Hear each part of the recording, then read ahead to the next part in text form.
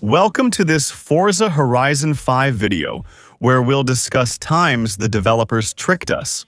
Indeed, before we finally turn the page on Forza Horizon 5 and start regularly making videos about Forza Horizon 6, I wanted to talk about all those times when the game developers sold us dreams, promised us the world, and in the end, gave us major disappointments. 3 major disappointments stand out for me with Forza Horizon 5, and today we'll discuss them again in a brief recap. This is just a partial list of Forza Horizon 5's issues. There have been other updates. Given the game's over 50 seasons, it's normal to have many problems. Some are much worse than others. Meanwhile, if you recall other major flops in Forza Horizon 5, mention them in the comments. Let's start with the first major flop of Forza Horizon 5. And I think if you recognize this car, you know exactly what we're going to talk about. We're going to talk about the 10th anniversary of Forza Horizon.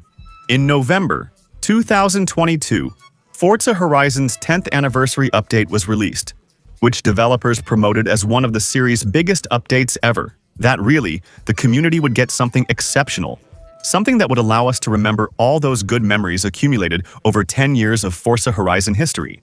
Well, the reality is that this update is probably, in terms of content, one of the weakest in the game. It's one of Forza Horizon 5's most disappointing updates, considering the gap between what was delivered and what was announced. Also, the worst part is the developers discussed this update for at least 3 to 4 months beforehand. They talked about it, they teased it, they hyped it up so that in the end, on day 1, when the update comes out, we realize that the scam was actually pretty harsh.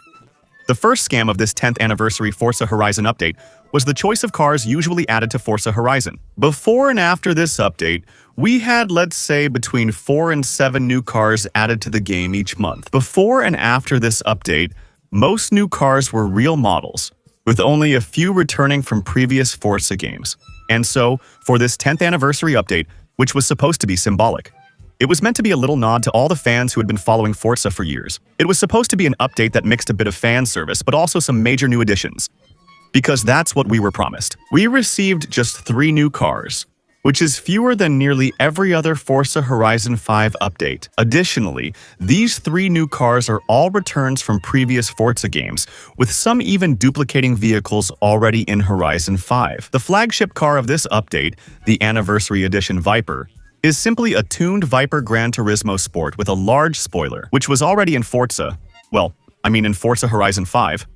The other cars added with this season were the Eagle Speedster, which was kind of a little reference to Forza. Horizon 4. This car wasn't really seen as especially crazy. The 2018 Gera and the 2011 Gera were similar in that regard. Well, it's a good car, but it's not exactly a particularly memorable car in the history of Forza Horizon. So, these aren't the only additions in this update. Indeed, they added a few wheel models from the ADV brand. They also added Midnight Battle, which are little challenges where you do 1v1 duels. A little nod, I think, to the duel mode from Forza Horizon 1, but it wasn't really a specialty of Forza Horizon 1 either, because we had somewhat similar things in Horizon 3 and Horizon 4. It's just recycling a mode, a Forza tradition that returned nearly a year after Forza Horizon 5's release. And then, there was a news story that was supposed to represent the different Forza games a little bit. There are 5 missions for 5 Forza Horizon games, and they're really ultra-basic missions where you'll drive the different hero cars from the previous Forza Horizon games. For example, the M1 in Horizon 5, Lamborghini Centenario in Horizon 3, or Senna in Forza Horizon 4. These missions are completely uneventful. Reach point B from point A quickly within the time limit to earn the most stars. The main issue with this update is that its timing wouldn't matter. It's basically a filler season, which would be considered weak anyway. So, releasing it for the game's 10th anniversary was a big letdown for me. Forza Horizon 5 flopped before too, though not as badly as this time. With the LEGO expansion for Forza Horizon 3, we still have to talk about the Rally Adventure expansion for Forza Horizon 5. Forza games typically have 2 expansions, one in partnership with a brand like LEGO or Hot Wheels, as seen with Horizon 5. And there's always a second expansion where there's no partnership, where, let's say, the developers are really free to create whatever they want. And usually, it's that expansion that's the good one. Take Horizon 3. Blizzard Mountain is excellent. In Horizon 4, Fortune Island is a masterclass. We expected Rally Adventure, Forza Horizon 5's second expansion, to be a masterclass. Well, actually, not really, but it's not a bad expansion either. just like with the 10-year update. It's an expansion that was sold to us as a bit of a revolution for Forza Horizon 5 with a bunch of new additions. But in the end, it's a pretty standard expansion, an expansion that feels a bit recycled and padded. And honestly, it's far from being as cool as the other Forza expansions I just talked about. First of all, there's the theme, the Rally Adventure theme, which is probably a pretty poorly chosen name. Seriously, because the whole point of Rally is to chain together special stages, to chain together timed events, and that's just not there at all in Rally Adventure. The issue may be that Americans and Europeans define Rally differently. Americans might be thinking of Raid Rally, with the expansions, let's say, really focused on extreme off-roading, while we have our own definition, let's say more of the European-style rally, with Group B, for example, as a legendary category. The problem is that in any case, no matter which definition of rally we use, it's not great. Actually, we don't really have any cross-country events that are particularly more extreme or more advanced than those on the base map. We have a map that's not bad. It's true that the Rally Adventure map is actually pretty nice. There are a lot of winding roads, and I honestly think they tested quite a few technologies on this map to start working on the winding roads of Japan for Forza Horizon 6. The map is still small and mostly empty, similar to Forza Horizon 5's base map. By the way, that might be another problem with Rally Adventure. You don't really feel like you're changing to a new world. Whereas usually, in the older Forza Horizon 3, we went from Australia to the mountains with Blizzard Mountain, so it was really a big change. Fortune Island. We moved from a British-inspired map to a downloadable content map with a Viking feel, featuring many drift tracks and related elements. Rally Adventure was disappointing in terms of car selection, and the new cars aren't impressive either. The only one that stands out a bit and is nice to see again if you like European-style rally is the 2001 Ford Focus Rally Sport with its classic World Rally Championship look. The rest are just some short buggies. Vehicles that already look like ones we already have in the base game. Or electric vehicles like the Ford F-150, which Ford wanted to promote through Forza Horizon.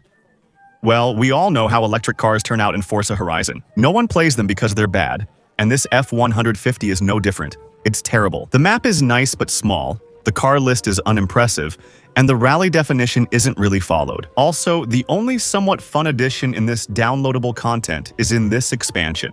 We have the co-driver with the little pictograms that will appear on your screen, showing you which way the next turn is. As with most rally games, it's pointless in this downloadable content since we already have a minimap. So this pictogram system would have been useful if, for example, the minimap was always turned off. And we absolutely had to listen to the co-driver to make it to the end of the stage. As a result, this adventure expansion isn't really appreciated by the community overall. It's far from being the worst, and it's far from being the most divisive expansion among the community. Overall, the developers overpromised and ultimately disappointed us. To wrap up, I'm going to share something incredible in Forza Horizon 5. I can't believe it was approved. It's mind-blowing. I'm discussing the hide-and-seek mode and want to show you some gameplay in this video to illustrate it.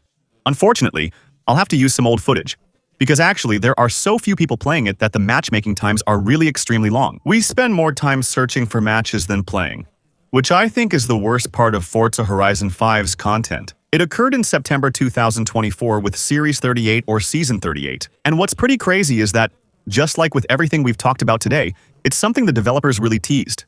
Way in advance. We were told for months about a famous new mode that was supposed to arrive. With this new Season 38, which would be an extra season, almost the anniversary season of the game, it was something highly requested by the community. They picked hide-and-seek mode, which players enjoyed unofficially before it became an official mode. Previously, people played it freely, role-playing with friends on the mic. Adding it the way it was added in Horizon 5 makes no sense at all. The mode is just bad. It's a mode that's played 1v5, so it's asymmetrical player versus player. There's one player who has to hide against 5 players who are the Seekers. Obviously, the goal of the one hiding is to escape from the Seekers. By blending in. Among the traffic, we can choose between 4 traffic cars for this, for example, the Classics. And there are Seekers who have to find this specific target within a designated area of the map. So far, so good, but the gameplay itself is absolutely terrible. Because they wanted to make this hide-and-seek mode something more fun. They added little power-ups, accessories that you can use on the cars, which are different. If you're the Seeker, or if you're the one who has to hide, you should know that the area where you have to detect the driver who is the target is quite small. It's a very small portion of the map. It's predefined beforehand, meaning there are a certain number of sectors that loop. In this game mode, there aren't too many surprises. You end up looping through it pretty quickly, but mainly, the gadgets ruin the gameplay. So, when you're a seeker, it's not too broken. And actually, that's where the big problem with this game mode is. It's completely unbalanced when you're a seeker. Indeed, we have some small gadgets. You'll have something that beeps regularly on the map to give you a bit of an idea of the direction where the person hiding is. When you're the target, you also have gadgets, and one is completely broken. This mode here is the little chase breaker. You can use this chase breaker every 30 seconds, and it allows for two things. It already allows the target to become almost invisible, like a ghost. And at the same time, it limits the performance of the chasing vehicles that are following them. It's absolutely overpowered, literally. When you're the prey in this game, you probably have a 90% chance of winning the matches, because all you have to do is simply drive around the outside of the circle as fast as possible, without ever stopping. And you just use your little chase breaker every 30 seconds or so. You can get far enough ahead of your pursuers that it takes them over 30 seconds to catch up, allowing you to use the chase breaker again. When he gets close again, the worst part is this mode offers nothing.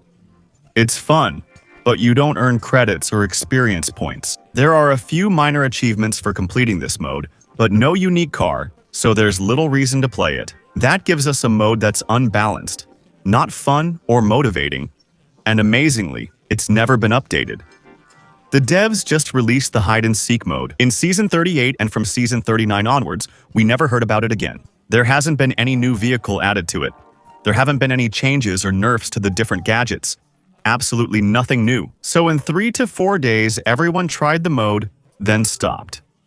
Now, it's almost useless since nobody plays it. That's the feeling you get, as if the developers knew that in the end, they kind of tried to let it fade into oblivion by never talking about it again. Share in the comments, what were Forza Horizon 5's biggest flops for you? If you liked the video, leave a like and subscribe, because obviously in a few weeks or a few months, we're going to start grinding content on Forza Horizon 6. Feel free to follow me on Twitch for upcoming live streams. The link will be in a pinned comment. You can follow, you can use Prime to support the channel, and also right next to it, you'll find my instant gaming link, which lets you buy your games for less. By doing so, you give a little support to my channel. Thanks to those who check it out. Thank you for watching this video, and see you tomorrow for the next one. Bye.